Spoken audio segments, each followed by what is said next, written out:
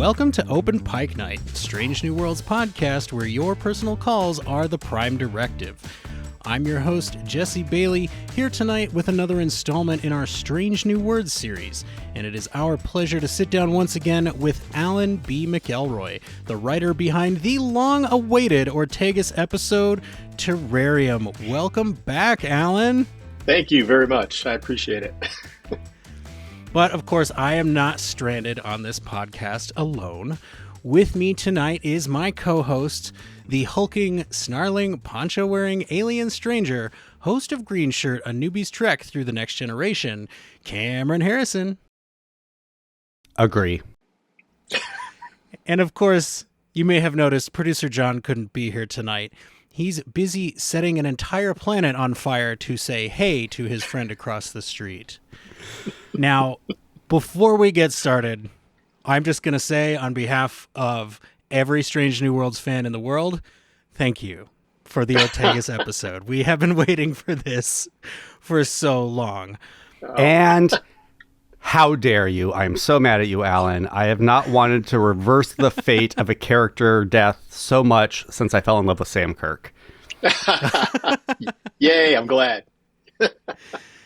But we do have to reverse thrusters just a little bit because somehow the last time we had you here, we failed. We failed as podcasters. We did not ask you about the Bullion birthday party. What can you tell us about the Bullion birthday party? The Bullion birthday backstory. That's what I'm here for. Honestly, I think that just happened on the day. I'm not sure. I didn't write it in. It's just something that kind of evolved on its own. But it's a great moment. I really love it a lot. Completely agree. She looks great in the party hat. Yes. She'll know. I'm kind of hoping that it was actually that actor's birthday, and they were like, let's just put it in the episode. I don't know how it works.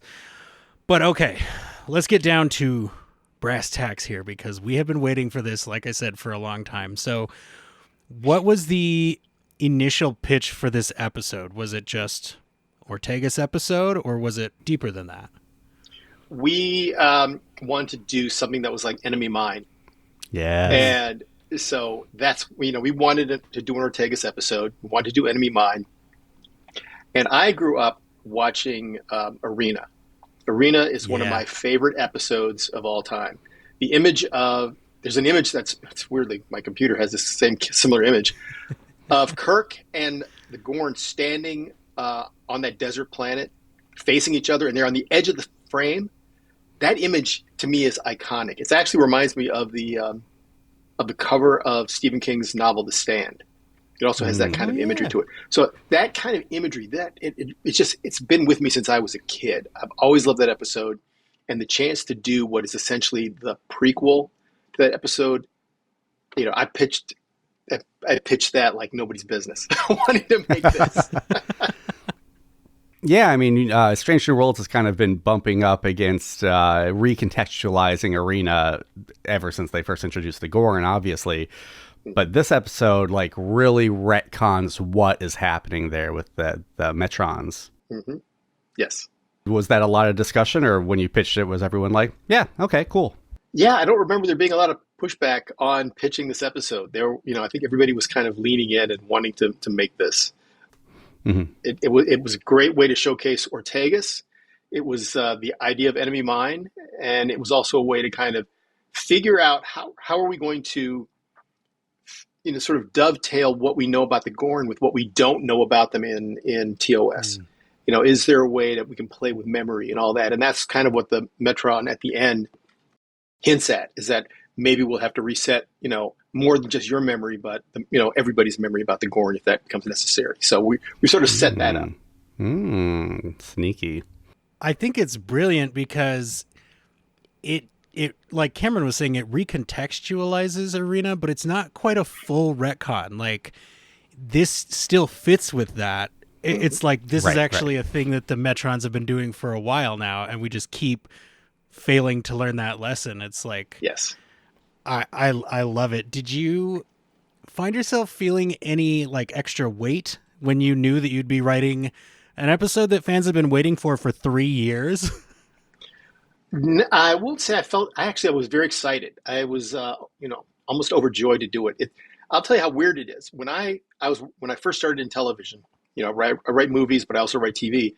I was on Vampire Diaries, and I wrote on the last season, and we gave gifts on that like last day before we were going to leave to at the end of the season.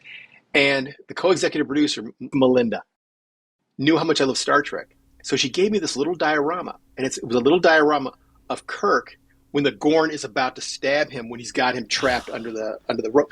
And this is long before I knew Star Trek was even being created, anything. I had that. And they knew that was my favorite episode. And now here I am having to write, getting a chance to write the prequel to Arena. No, I wasn't. There was no wait. I was diving in with both, just all in to do this. It was a labor of love.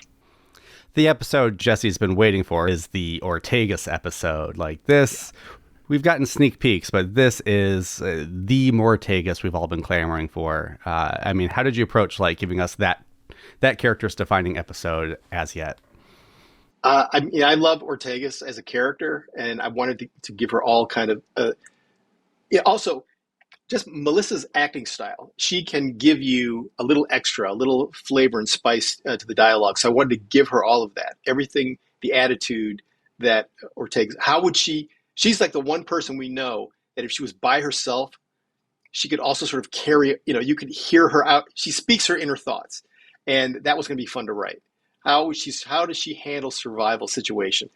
So I thought this was a great way to showcase both her flying as she flies into the wormhole, but also just seeing her try to survive in what seems like an almost unsurvivable situation. That to me was the fun of it. And watching Melissa really sort of dig into the environment, and it was a tough environment that she was in, creating that world, on the air wall with dust flying and all kinds of debris all the time. I mean, and she was such a trooper making this work, and I love her for it. Yeah, we noticed, agree. First of all, across the board, agree. But we did notice that there are so many parallels in this episode to episodes of Star Trek that we love. And of course, other movies you had mentioned, Enemy Mine. But TNG's Darmok.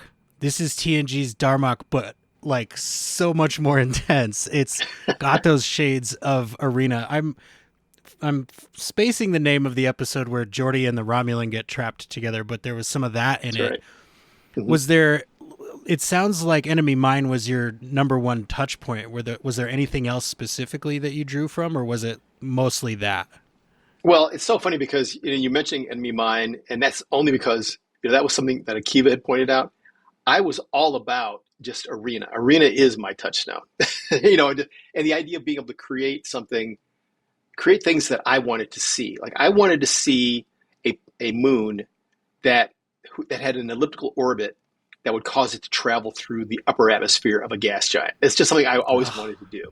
So getting a chance to have a wormhole, have a shuttle crash, a moon, in that kind of orbit. And then it's Arena with the Gorn. It's everything that I always wanted to. It's me as a 7-year-old getting to you give me all the toys and I'm getting to play. Oh, man. It's amazing. I mean, I have to bring up, because Enemy Mine is technically a remake of a movie called Hell in the Pacific, or is anyone familiar with that one? Yes. Yep. Love that movie. I just want to throw it out there. Anyone listening, check that one out. I don't want to say anything more, but the whole time I was watching this, I was like, is this going to have a Hell in the Pacific ending? And you don't do what they do, but It's got an ending. Well, it's like anybody who loves Balance of Terror should go watch Enemy Below. With Richard, is it Richard Widmark? This one I don't know. I have to go watch it. No, Robert Mitchum. Sorry, it's Robert Mitchum. Mm-hmm. It's fantastic. Gotcha. You should watch it. It's Balance of Terror. It's the entire movie. It's kind of like the way Forbidden Planet is basically just the first episode of Star Trek. Yeah. Right. Well, now you're talking about Arena as the touch point, but you do slide in a mention of the Constellation and Captain Decker. Was that were you, like you said, was it just all the toys and you're like, I'm going to put as many of these in here as I can until they stop me? Well, it's I think I mentioned in the last time, any chance I can to drop in Easter eggs that tie us back. That ties back to TOS, I will always be throwing those in. I want, Matt Decker, Deneva, names of other ships that we know from episodes to come in TOS. I will always find a way to sneak those in. I love it. Well, you mentioned the joy of being able to write Ortegas talking to herself, that she is the character who would do that anyway. You did have, I mean, it's a trope of the survival subgenre of like the character just kind of voicing their inner monologue. And then you have to shift gears into the character having a conversation with someone whose language they don't speak. Can you talk about the challenges of like both those types of storytelling? And did you find like a guiding principle to attack each? I think the guiding principle was just following Ortegas' character, that, also dealing with the fact that the Gorn is something that she so despises, something that almost killed her. And then having this is going to have to be her only ability to survive. I think challenging her in that regard. And again, that inner monologue, that monologuing with the Gorn. And I don't know, there was some fun in it, and in a sense that she's almost carrying on two sides of a conversation with herself as she's talking to this Gorn. Mm-hmm. And just finding, I don't know, something about her character just spoke to me. And the words came sort of so easily on the page to write her character, especially in a situation like that with the Gorn. It was fun. Mm-hmm. I can only imagine.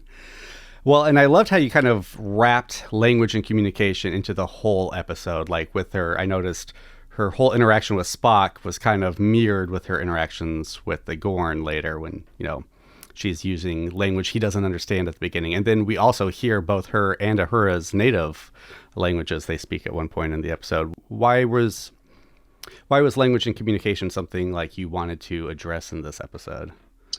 I think those things kind of came out organically in the situation. Mm-hmm. I always want to do things that will tie you in a little deeper to the character. Like with Uhura, finding like a prayer in her own language. Having that. Also, if you notice, the device that Ortegas creates has it sort of harkens to Menagerie. With the one beep, two beeps, the red light. Just things like that. So yeah, communication was sort of part and parcel of this, but usually in terms of language, it's all about trying to deepen the characters by finding some root within them that I can tie into and showcase. Yeah, the device made me think of Under the Cloak of War, just the use of like a robotic voice that always says the same thing, but it just adds more and more meaning every time it says it. It was really, really well used. Yeah. Yeah. I was in love with that Gorn by the time the episode ended. I was like, oh, great. Just let her say one more thing. Like, yes. I do wonder, like, so we kind of have a thing where we try when a new trailer comes out, we try to guess like, okay, what's that scene? What's it from? What's the plot of that episode? And we even had this episode title, Terrarium, but somehow none of us put together like, oh, it's a box with a lizard in it with somebody looking in and watching. Like we missed it. So first of all, well done. But it felt like almost there was some head fake in that title and in this episode. Like based on this season alone, we're like ready. As soon as we hear a personal log, we're like, this character is in danger. This is bad. But then you have these other tiny little red herrings, like the sound that the alien millipedes make kind of sounds like a Gorn, but it's not a Gorn. And then you have these little points of light representing both the Metrons and the Gorn camp. Like, is that something like from back in your horror days where you're like, we got to mess with people. We can't have them guessing everything that's going to happen.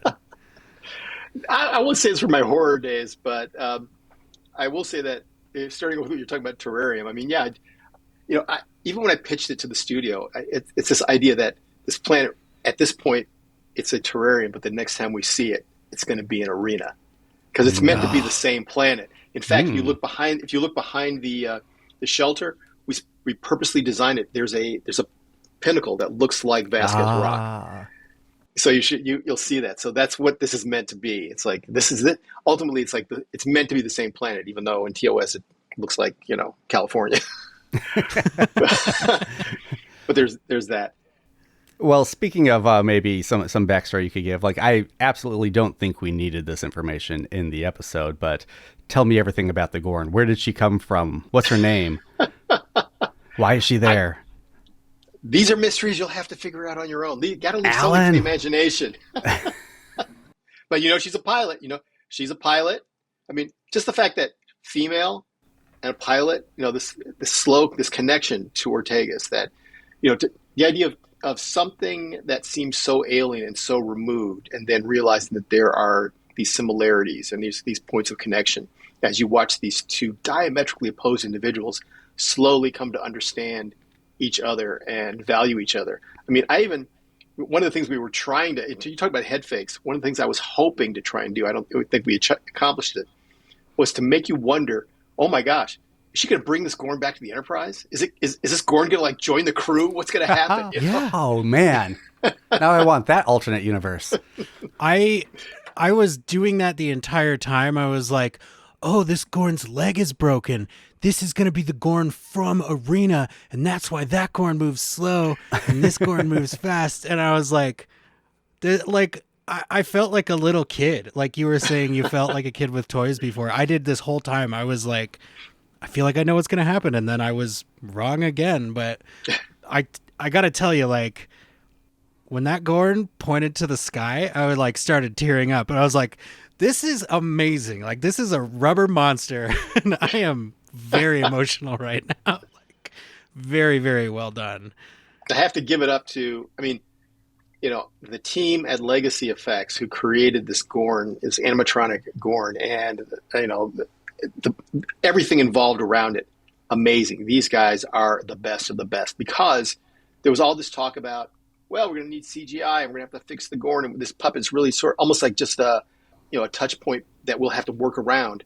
No, once you buy into it, it emoted, it gave life, it made you care.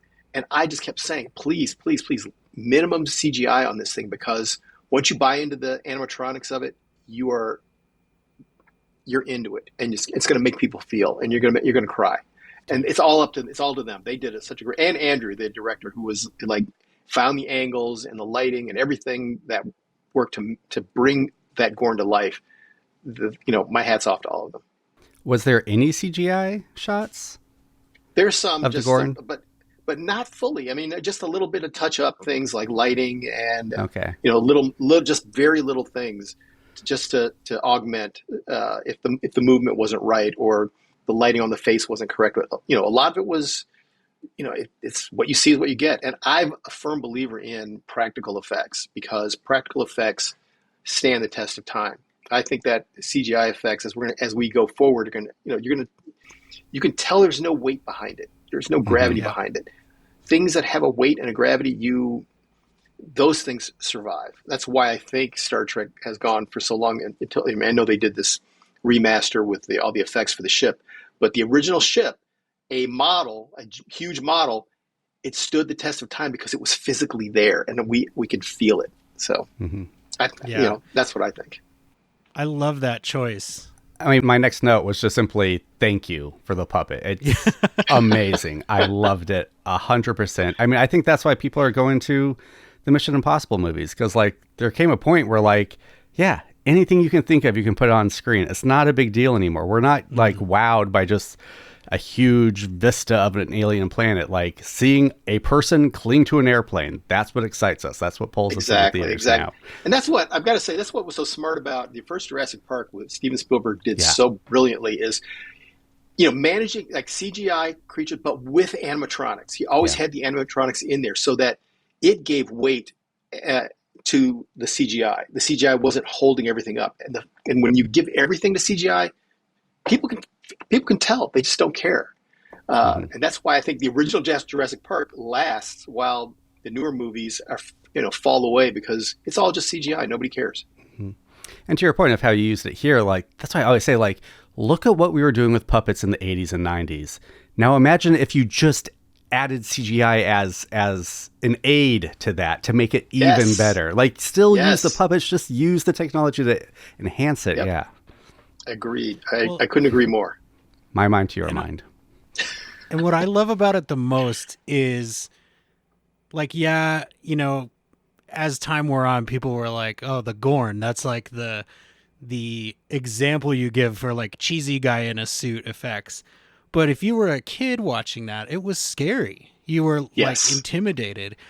And with this puppet, you are intimidated. Like, this is going to be scaring the children of Trekkies for years to come. I was very happy with that. But it does seem like there has been more than one attempt this season to kind of demystify and maybe demonsterify the Gorn a little bit. Is that something that was talked about at the beginning of the season, or did that come up organically as episodes were being written?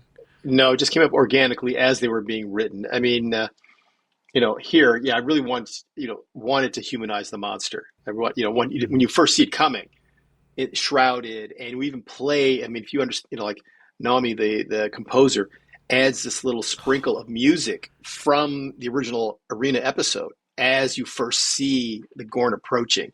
So, we wanted to be scary, to seem like a monster at first, and then slowly take that away, which I enjoy doing. My manager says I love to humanize the monster. I write horror movies, and I'm always trying to humanize the monster. I love it. Having like the parallel outfits, even like the monster is shrouded.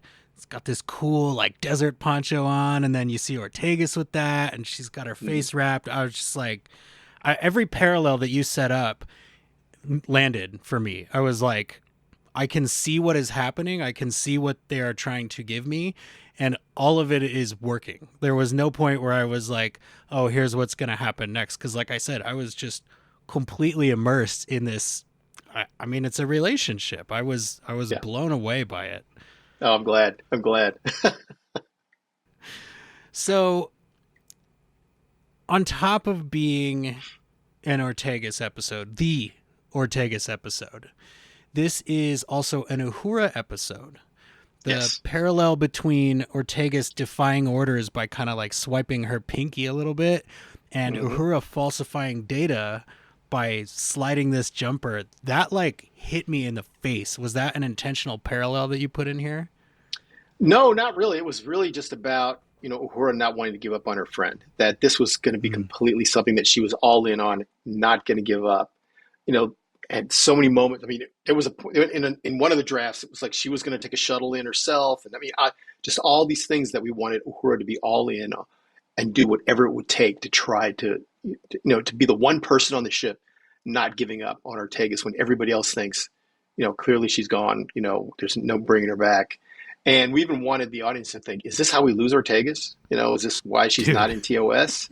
So, really wanted to sort of really push that, but really see Uhura rise to someone who's not going to give up on her friend and be part of who she will become in the future on TOS. It worked. For sure.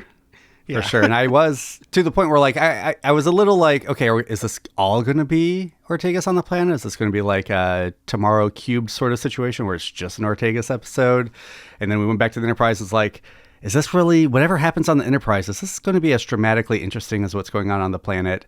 And it was. I was really pulled in by all like the dynamics between the characters and like who was, for risking the mission for Ortegas and who wasn't, and how much, and like how they responded to each other with that. Were those scenes difficult to write? Because it just felt there was a lot of subtlety and nuance going there. No, again, not difficult, because this episode encompasses everything that I love about Star Trek. It's everything that is Star Trek for me. So the ready room scenes and the problem about the wormhole and trying to solve the problem and other, all the dilemmas of like, can this work? Can it not work? We have a plan. The plan might fail. There's no chance of rescuing her. We have to take a risk. All the things that as a kid watching Star Trek that I love, I just put them into this episode. So that ready room scene, those ready room scenes, the scenes in the science lab were all just like pouring out of my heart of exactly what I wanted to write. It was a joy.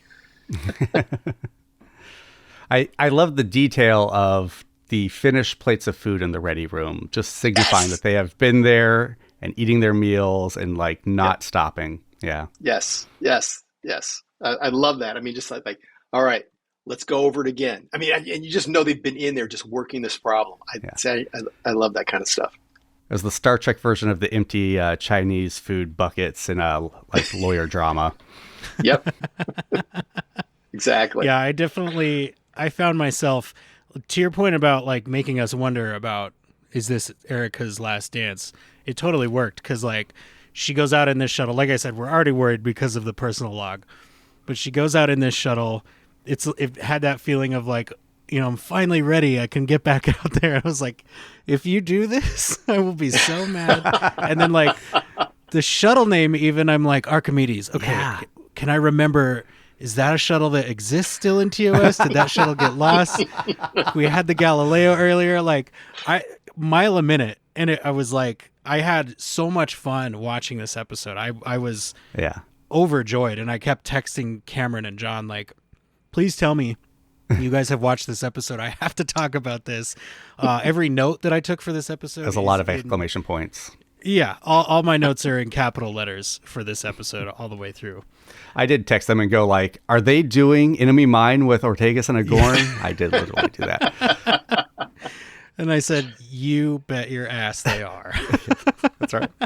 Yep. I mean, it sounds like this was a pretty easy episode to write then, but like even, and this was something else I texted them. I don't text them a lot, but usually maybe in just like the cold open, I'll stop and send them my thoughts, was like the first 20 seconds of this episode is such a hook because you got Mortegas, one, we've been waiting for Mortegas.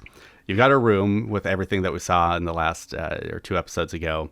She's putting on armor, and I didn't write down the exact words, but like the words you use felt very intentional, like unexplored region of space, strange phenomena, ghost town. Like it was all like just pricking those parts of my brain where I was like, yes, show me this episode right now.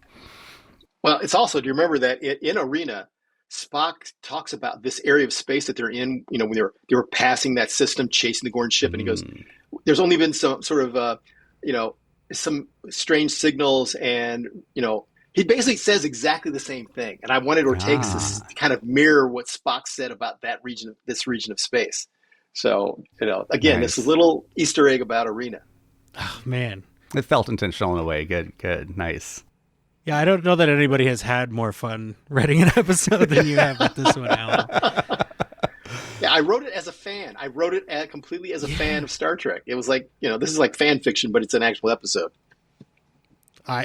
Like the dream. Like you said, it's the dream. Like, So you got to write some cool pieces of Gorn lore here.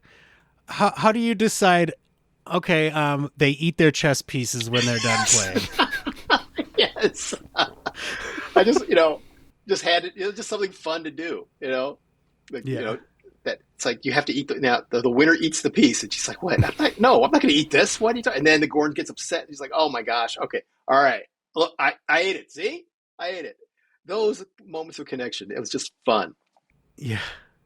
Yeah, and then I was wondering if the Gorn was going to find the piece and then be mad at Erica, and that's why she was going to have to kill the Gorn at the end because it was going to try to kill her because she didn't eat the piece. No, well, it was a great moment. There are really cool parallels there because she's been using gestures to communicate with the Gorn, and then she uses this gesture to very subtly and very low level deceive the Gorn. But also in the same episode, she like ate an alien millipede.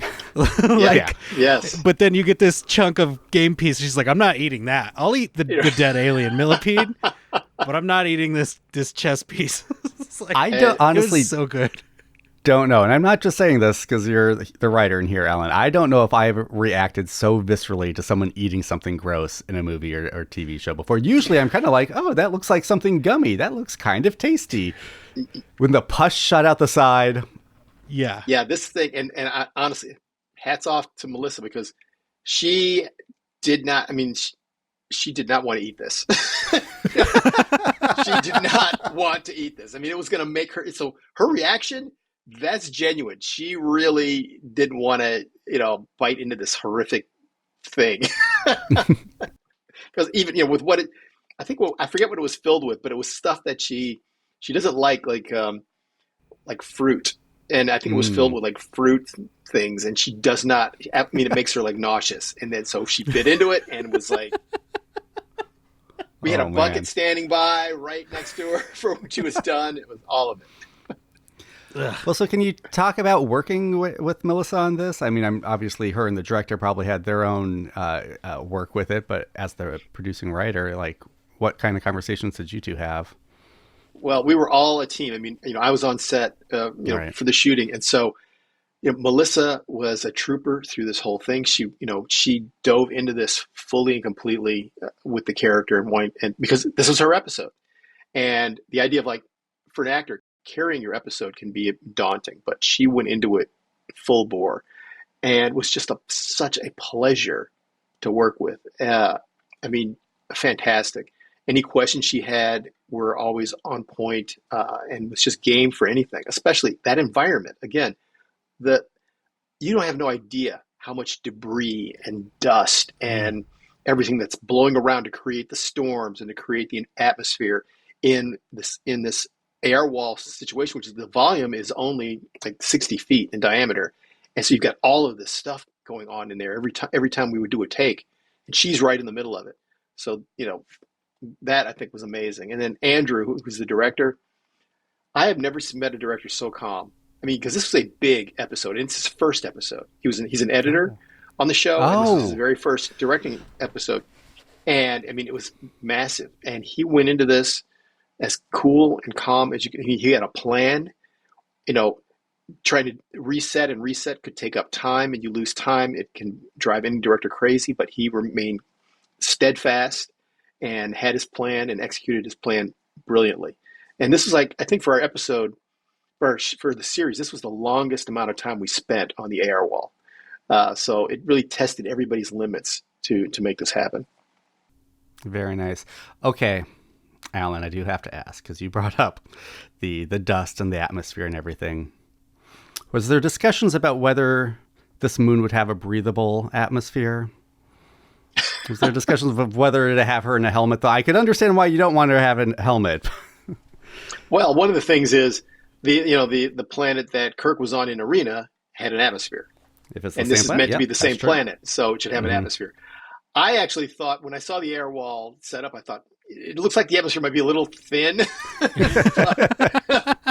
but I was like, okay, you guys know what you're doing, so we'll let it go because it looked a little thin for me. Like, okay, is there actually air on this moon? But it worked out. Yeah. Well, and I feel like we still got the payoff because, like I was saying, when she wraps that scarf around her face, I mean, it's such a cool it's look. like it's like Dune vibes, but Yeah. it's Yeah. also like Commando vibes. Like I could, again, like Cam was saying, I could see why you wouldn't want to go full helmet, but like Yeah. she pulls off that half a face acting amazingly well. Like, Yes, she does. I was very happy with that. Yeah. And then I do also have to ask why, as a writer of Star Trek, maybe you have some insight, are colonists always having plagues at the most inconvenient times in the Star Trek universe? I know. Always. There's always a plague. Why is someone always having, these people are always getting sick. I'm not sure what their problem is, but they're always having some kind of a plague at the exactly wrong time. It's like, I don't know. There's always an Send more emergency. medics with your colonists. Yeah. Yes. It's such a Star Trek thing. It's almost like a comfort blanket at this point. Like, oh yeah, Yeah. a Star Trek plague. Gotcha. Yep. These poor colonists, 4,000 of those guys. Yes. Yeah. So, I mean, I know what we're going to remember this episode for, right? Like I said, we've been asking for this for 3 years straight. Every time we speak with Melissa Navia, we're like, hey, give us a hint about next season. And then like, nudge, nudge, is your episode in it? But for you, what do you think, A, you will remember the most about making this episode? And B, what do you think fans are going to remember the most? What I will remember most about making this episode is the episode itself. The fact that when I was a kid watching Arena, and now here I got to write the prequel to Arena. I mean, that is a gift that, how could it be any better than that? Every moment to be on that set, to be standing in that environment, to, something that just came out of my head and then there it is. All the people, all these artists, all these creators, all these people involved to build this world. I mean, it's amazing. I'm humbled that the actors put themselves, work so hard to make it happen. It's very humbling, and I know I'm very blessed to have it. And I'm always, every day, I'm very thankful that I get to do Star Trek because, as a writer, to write what you love makes it not a job. It's a passion. And so that's what I'll take away from it. And that's what I'll always remember about it is that I got to do this, and that this is my first episode with just my name on it for Strange New Worlds. It couldn't be better. It's a true gift. It's a birthday gift and a Christmas gift all wrapped into one for me. As for the fans, I mean, what will they take away from it? Hopefully they take away from it a feeling, the emotions of, wait, it's a Gorn. I don't like the Gorn. Wait, no, I do like the Gorn. Oh no, the Gorn got killed. Oh my God, I have feelings about the Gorn. That's what I'm hoping they'll take away. Yeah. So, A, mission accomplished. B, you've mentioned that there were, multiple drafts, as I'm sure there are, of every script.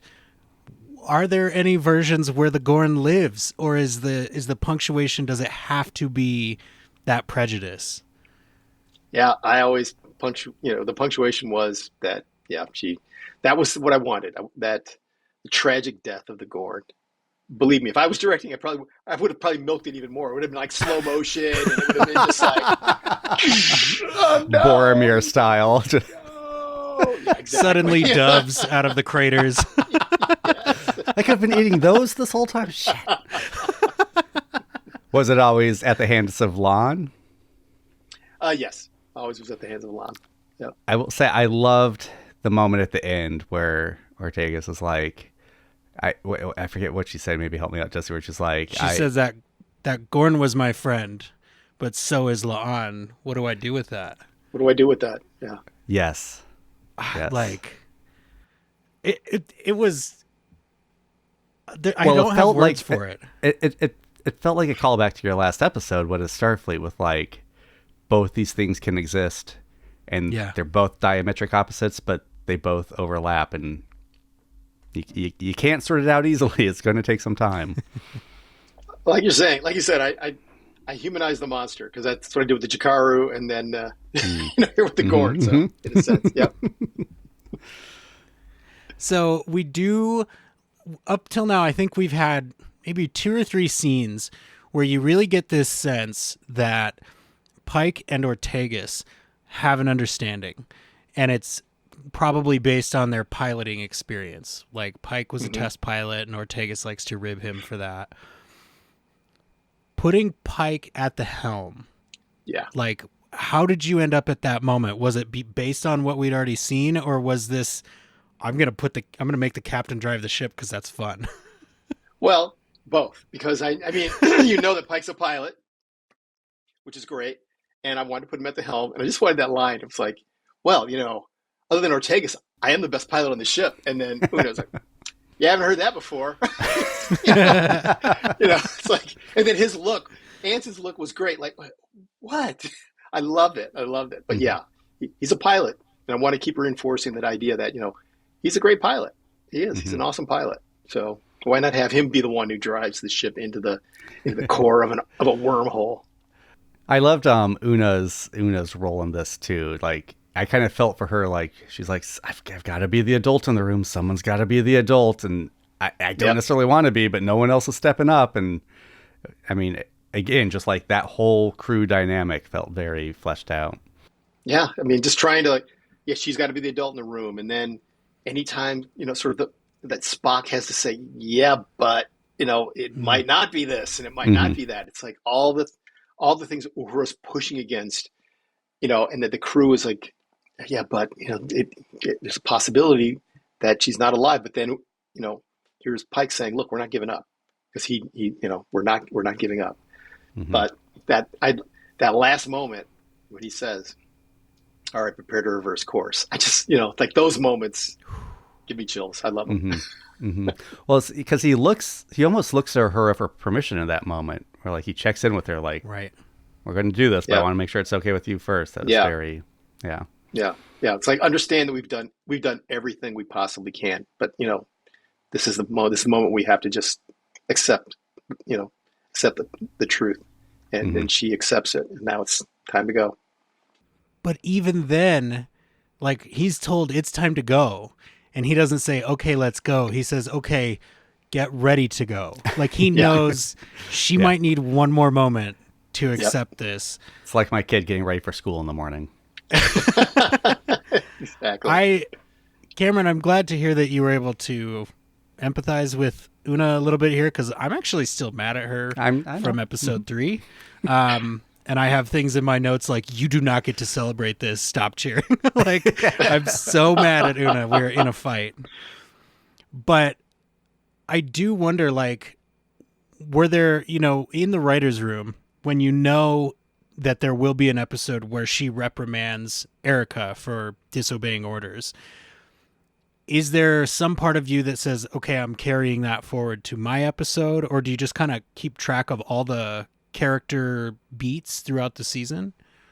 Well, we keep track of the character beats, but I also wanted this to be carried into this episode. The idea that Hmm. okay, now I'm ready for a solo mission. That that there's a part of her that I have something to prove, and I wanted that Mm-hmm. also in this episode as well. This is important for her for herself, for her self esteem, and as she says, and when her happy place is being alone, flying solo by the seat of her pants, and so yeah, we did carry that forward. Very well done. I kind of got to the end of the episode before I realized Scotty and Pelia are not in this episode. And like, they've been huge fan favorites this whole season, like give us more of that Scotty Pelia. And I Yeah. didn't even notice, man. Like, is it like, I know I have Spock that I can lean on for all the science. Is that just like part of the equation, or is that a conscious choice to like, I'm going to pare this down to a few key characters and then I'll add as I need? Well, I think this was a situation where I believe we didn't have them for this episode, so I Mm, couldn't use those characters. But as you see, I didn't really need these characters for this episode, which was fine. I mean, everything worked out perfectly. Uh, if I had them, I'm sure I would have found a way to put them to good use, but I didn't have them available for me. And I'm glad that you didn't feel like, oh my gosh, there's something missing, and where's Pelly and where's Scotty in the episode. that like every scene on the Enterprise could have been done like over voice comms and I would have been happy. Like, I'm so glad we have those. But like, I was in a place to receive this episode where it was like, as long as Ortegas is the star of this episode, I can accept basically anything that happens. And like that end scene with the Metron, like Yeah. I, the effect where they freeze the transporter and only Erica is understanding, like, was that something that you're like, I need this to be a moment with just Erica, or like I need to literally freeze the Star Trek timeline here to make this work? Like, how did that idea for the frozen time, is that straight from Arena, or is it something you really specifically crafted for this episode? Well, I mean, specifically crafted for this episode because they didn't do that in Arena. Right. But I wanted there to be this moment where it's like it's just between her and the Metron. It's not, no one else is aware of it. Also because her memory of it, we kept playing with this idea of like, is she going to remember it? Is she not going to remember it? What are we going to do with that? So the freezing of time gave us the option of how are we going to play with the memory of what she does or does not remember. And then we decided to let her go ahead and remember it. Uh, but I definitely wanted this moment to just be between the two of them. And freezing time was a way to do that, to make it silent, because it's a world of wind and storms and all those things.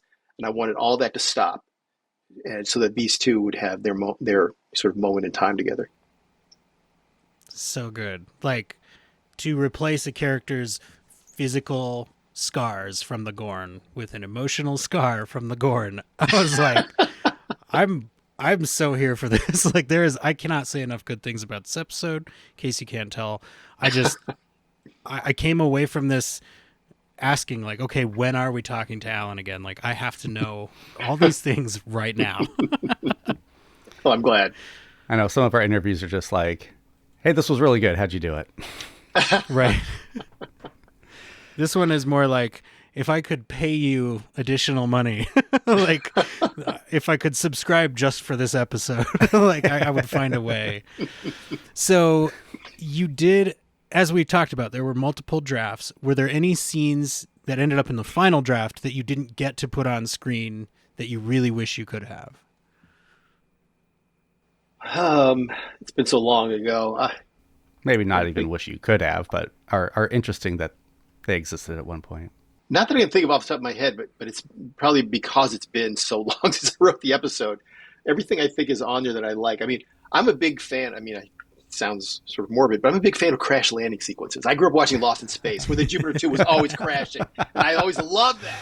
So I wish we'd had more money to make the crash of the shuttle more dynamic. I really would like to have seen it like coming in over the peaks of this moon, and really like basically doing what the Jupiter 2 used to do so well, just like come between the peaks and exterior shot and seeing it really impact as it hits the ground. I would love to. That would have been my dream, but that costs more money than they're willing to spend. Yeah, I noticed the shuttle had to close its blinds for some flying around in the nebula, and I was like, there's the budget. There's the budget, exactly. But thankfully, we've got Timothy Peel to give us an awesome little graphic.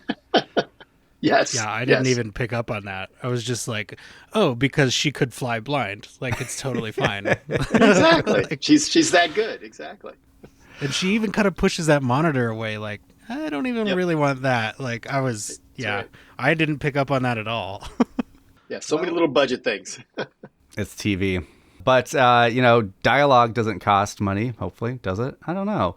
But what would your favorite line from this episode be, Alan? Oh, gosh. One of my favorite lines from this episode is actually a line of dialogue that came from Henry, the showrunner. Mm-hmm. And it's where she's giving the message about, like, if anybody gets this, come and find me. And she goes, and bring snacks. That line, he gave me that line, and I always thought that was hilarious. I loved that line a lot. Also, I love when she's playing chess with the Gorn, and she's like, "Wait, you beat me? All these things? Like, are you hustling me?" I love that line. And then, sorry, I'm throwing out these lines, but Melissa Please. said something. Melissa likes to, like she would improv this at a moment, and it was when she was working on the communications, the Gorn sort of comms equipment. She goes, or to make the translating device. She goes, "Don't worry, I know what I'm doing. I know what I'm doing. I think I know." She added that. I think I know, and that was great. It's these little touches that were fantastic. It's like, is it dialogue if it's one person? Is it monologue? All of the speaking in this was amazing, and like I do have to ask, is Mortegas standing alone, confidently declaring, "I have made water," a reference to Castaway? Yes. Completely. Awesome. Yes. Awesome. I was also getting some notes of The Martian, which I am always happy for as well. Which is one of my favorite books of all time. Yes. Yeah. One of my favorite books of all time is The Martian. I love The Martian so much. When I first read that book, I would run around to people and go, like an evangelist, "You've got to read this book. It's amazing." Because I wanted to be an astronaut when I was a kid, and this was like the first book in decades to me that made astronauts seem cool. It was great. Oh, so cool. So cool. Yeah, it was like the vibe I got was like that character says something akin to, "I'm going to science the shit out of this place." Yeah. And I was thinking the whole time, Mortegas is piloting the shit out of this planet. Like, It was a beautiful parallel, sir. Thank you. Absolutely. It was fun. I feel like watching her lose at a game she has just taught to this Gorn is like, it's not a detriment to the character, right? It's like, it's showing you, no, she solves the problem in front of her and then goes to the next problem in front of her. It's not a Captain Kirk, Spock, 10 moves ahead sort of a thing. It's what is the immediate Right. need and how do I address that? But it evokes Kirk and Spock, I was like, these people know what they're doing, man. Like, you're gonna this. I was telling the guys, like, I always have this moment in every episode where I'm like, this might be my favorite episode. At the end of this, I texted the guys and said, favorite episode by a mile, hands down. Nothing touches this for me. Thank you. Like, Well, thank you.